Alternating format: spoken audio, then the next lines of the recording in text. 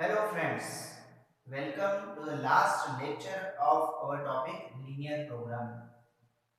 हमने ऑलरेडी पिछले 3 लेक्चर्स में अलग अलग तरह के क्वेश्चंस किए थे जिसमें डायरेक्ट इक्वेशंस दी गई थी, बाउंडेड रीजन, अनबाउंडेड रीजन। उसके बाद हमने बाकी के जो 2 लेक्चर्स उसमें हमने देखा था किस प्रकार वर्ड प्रॉब्लम्स को सोल्व किया जाता है। तो आइए आज हम देखते हैं ऐसी एक और वर्ड प्रॉब्लम कि इसको पढ़कर उसे कैसे समझा जाए, क्या दिया गया है और उसमें क्या पूछा है, उसे कैसे सोल्व करना है। तो एक क्वेश्चन हमारे पास है, a manufacturing company makes 2 types of teaching aids A and B of mathematics for class 12. Each type of A requires 9 labor hours for fabricating and 1 labor hour for finishing. Type A के जितने भी teaching ads जो भी आप बना रहे हैं उसे 9 लेबर आवर्स लगते हैं फैब्रिकेटिंग करने के लिए और 1 लेबर आवर लगता है उसकी फिनिशिंग में। ऐसे ही यदि हम बी टाइप वाले टीचिंग एड की बात करें तो 12 लेबर आवर्स लगते हैं उसकी फैब्रिकेटिंग में और 3 लेबर आवर्स लगते हैं उसकी फिनिशिंग में। For fabricating and finishing, the maximum hours available per week are 180 and 30। हमारे पास फैब्रिकेटिंग के लिए 180 घंटे हैं, 180 आवर्स है, और फिनिशिंग के लिए हमारे पास 30 आवर्स 30 घंटे हैं एक वीक में maximum. The company makes a profit of ₹80 on each piece of type. जो टाइप ए वाला जो टीचिंग एड बन रहा है उस पर उसे 80 रुपए का प्रॉफिट होता है कंपनी को, और ऐसे ही बी वाले टीचिंग एड पर उसे 120 रुपए का प्रॉफिट होता है। How many pieces of both the types should be manufactured per week. तो हर वीक वो दोनों तरह के कितने कितने पीसेस मैन्युफैक्चर करे कि उसे maximum profit. Solve it LP by LPP and to find the maximum profit per week। और अब हमें यहाँ पर दो चीज निकालनी है, एक तो नंबर ऑफ पीसेस भी फाइंड करने हैं और फाइनली हमें ये भी पता करना है कि उसको ओवरऑल मैक्सिमम प्रॉफिट कितना हो रहा है पर वीक। ठीक है, तो सबसे पहले मानते हैं जो टीचिंग एड ए और बी है, let number of teaching aids of type A B x and number of teaching aids of type b y। Teaching जो a टाइप का जो टीचिंग एड्स x मान लिया और b वाले का हमने y मान लिया। अब आपको लास्ट लेक्चर में हमने बोला था हमें सबसे पहले ढूंढना पड़ता कि z किसको लेकर बनाएंगे हम, ठीक है, और वो कहां से, सबसे लास्ट वाली लाइन से जो उसमें पूछा गया था, how many pieces of both the types should be manufactured per week to get the maximum profit. हमें मैक्सिमम प्रॉफिट चाहिए, इसका मतलब वो जेड बनेगा उस प्रॉफिट वाली कंडीशन को लेकर। अब प्रॉफिट वाली कंडीशन क्लियर है आपको, the company makes a profit of ₹80 rupees का प्रॉफिट हो रहा है टीचिंग एड ए पर और 120 का प्रॉफिट हो रहा है बी पर। तो maximise z equals to the company makes 80 rupees profit on teaching at A at x plus 120y। ये तो हो गई जेड की बात। अब इसको सोल्व करने के लिए जो हमारे पास इन इक्वेशंस होती है उसके लिए चलते हैं। तो यहाँ पर दो कांस्टेंट्स हैं, एक लग रहा है फैब्रिकेटिंग में और एक लग रहा है फिनिशिंग में।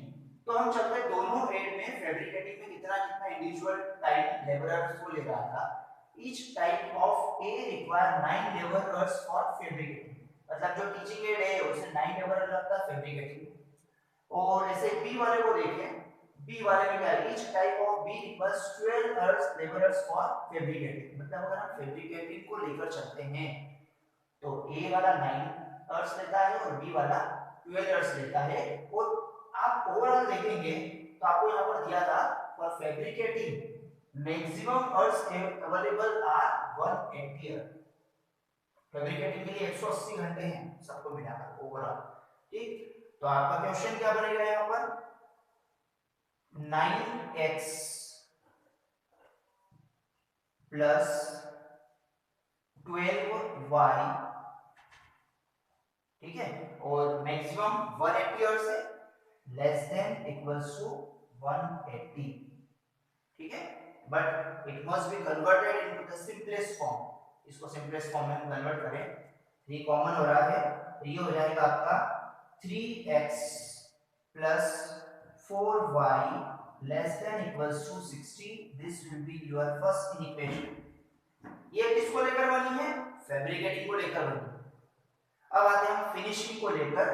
ए को लग रहे थे 1 लेबरर फॉर फिनिशिंग और बी को लग रहा है 3 लेबरर फॉर फिनिशिंग और ओवरऑल लग रहे हैं 30 मैक्सिमम आवर्स, ठीक है। तो इन दोनों को लेकर चले हम 1x plus 3y and maximum time taken is 30 laborers less than equals to 30। this is your equation second। ये दो इक्वेशन हो गई है, ठीक है। अब देखिए इस बात में क्वेश्चन में वर्ड प्रॉब्लम्स में ध्यान रखिएगा। हमने देखिए जो डाटा यूज करा है, आप पूरी लाइन को पढ़ते जाइएगा। हर एक चीज पर हमने 9 का यूज किया है, हमने 1 का यूज किया है, हमने 12 का यूज किया है, हमने 3 का यूज किया है।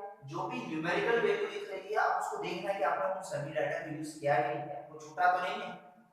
हमने 180 का यूज कर चुके हैं, 30 का यूज कर चुके हैं, 80 का यूज कर चुके हैं, 120 का यूज कर चुके हैं। अब कोई न्यूमेरिकल वैल्यू यहाँ पर नहीं बच रही, यानी हमारा ये पूरी तीन इक्वेशंस यहाँ पर बन चुकी है। अब जो बचता है वो है x greater than equal to 0 and y greater than और इक्वल्स टू 0। ये इस प्रकार से आपको वर्ड प्रॉब्लम्स को समझना है, पढ़ना है और उनकी इन इक्वेशंस को बनाना है। बाकी का पूरा प्रोसीजर हम ऑलरेडी देख चुके हैं, समझ चुके हैं, ठीक है। तो ये हमारा एक टाइप का क्वेश्चन था, ये कौन सा मैन्युफैक्चरिंग बेस्ड था। अब हम एक अलग दूसरा पैटर्न लेते हैं, diet based question. Calorie, fats, vitamin, minerals types का जो डाइट बेस्ड क्वेश्चन रहता है वो अगर आपको दिया है उसको पढ़ते हैं, उसको समझते हैं, उसको कैसे किया जाए, ठीक है।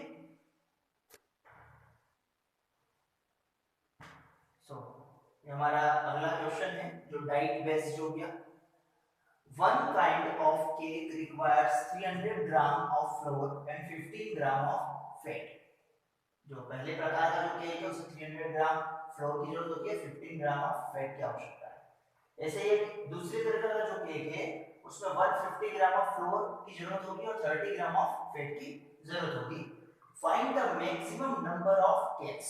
मैक्सिमम नंबर ऑफ केक्स आपको फाइंड करने हैं यहाँ पर, which can be made from 7.5 kg of flour, जो कि 7.5 किलो फ्लोर से और 600 ग्राम फैट से बनाए जा सकते हैं। अगर इतना मटेरियल आपके पास है तो उससे कितने मैक्सिमम नंबर ऑफ केक्स बनाए जा सकते हैं, assuming that there is no shortage of the other ingredients used in the making the cake। बाकी जो केक बनाने के लिए जितनी जो सामग्री की आवश्यकता है वो सब अवेलेबल है। तो आपसे पूछा गया है कितने मैक्सिमम नंबर ऑफ केक्स हम बना सकते हैं इससे। So let number of cakes of first kind be x and number of cakes of second kind be y। तो दोनों तरह के हमने इतने इतने केक्स बनाए हैं। अब आपको मैक्सिमम नंबर ऑफ केक्स निकालना है तो maximise z equals to total number of cakes चाहिए, कितने मैक्सिमम नंबर ऑफ केक्स बनेंगे। अब आते हैं हमारी इन इक्वेशंस की बात। किन किन से, एक तो आपको फ्लोर की बात चल रही है और एक आपके पास फैट की बात चल रही है। तो पहले वाले केक में 300 ग्राम ऑफ फ्लोर है, दूसरे केक में 150 ग्राम ऑफ फ्लोर है, तो 300 प्लस 150, ठीक। और मैक्सिमम कितना फ्लोर हमारे पास मौजूद है 7.5 केजी किलोग्राम, तो ये हो जाएगा 7500 ग्राम, ठीक है। किलोग्राम में दिया था तो ग्राम में हो जाएगा। सिंपलेस्ट फॉर्म में लिखते हैं इसको भी हम, तो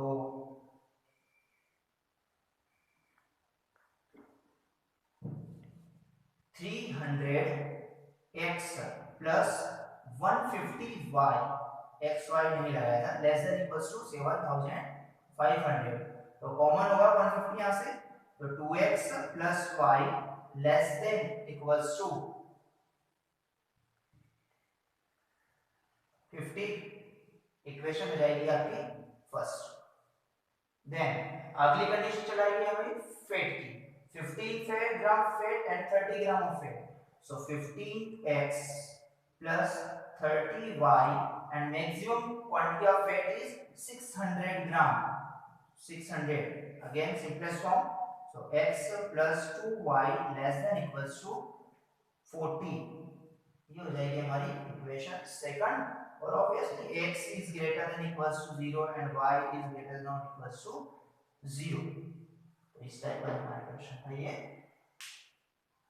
x दोनों तरह के हमने x जो था उसको x और y माना है, उसे z बनाया। मैक्सिमम नंबर ऑफ x चाहिए थे हमें, ज्यादा से ज्यादा कितने x बना सकते हैं, तो दोनों तरफ के x ओवरऑल हमें फाइंड करना है। देन ये पहला जो बनेगा ये आपका फ्लोर को लेकर बन गया है, ठीक है, और दूसरा वाला जो बना है वो आपका फेट को लेकर बना है। तो दो आपके पास यहाँ पर कांस्टेंट्स हैं जिनको लेकर हमने इन इक्वेशंस तैयार की थी। तो हम आशा करते हैं कि आपको इन वर्ड प्रॉब्लम से आपका टॉपिक क्लियर होगा, कॉन्सेप्ट क्लियर हुआ होगा, ठीक। और अगर आपको ये सब चीजें पसंद आई हो तो लाइक कीजिए और सब्सक्राइब कीजिए, और हमें इंतजार रहेगा आपके कमेंट्स का भी। अगर आपको कुछ इससे रिलेटेड डाउट है तो आप कमेंट बॉक्स में अपने कमेंट्स भी भेज सकते हैं। थैंक्स।